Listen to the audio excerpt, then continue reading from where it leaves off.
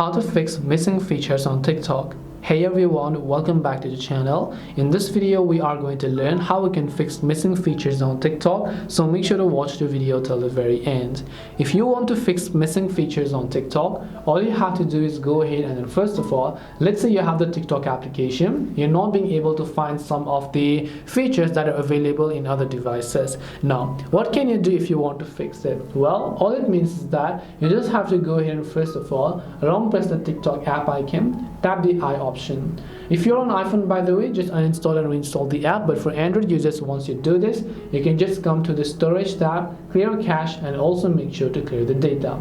After you've done that, you can open up your Play Store, and in the search box you can just try to go ahead and then type in TikTok.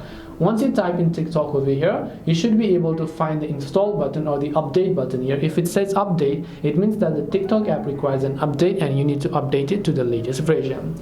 This way you'll be able to fix the missing features on TikTok. Hope this video was very helpful. If you have got any questions, then feel free to leave them down. Thank you for watching till the end and see you soon in the next video.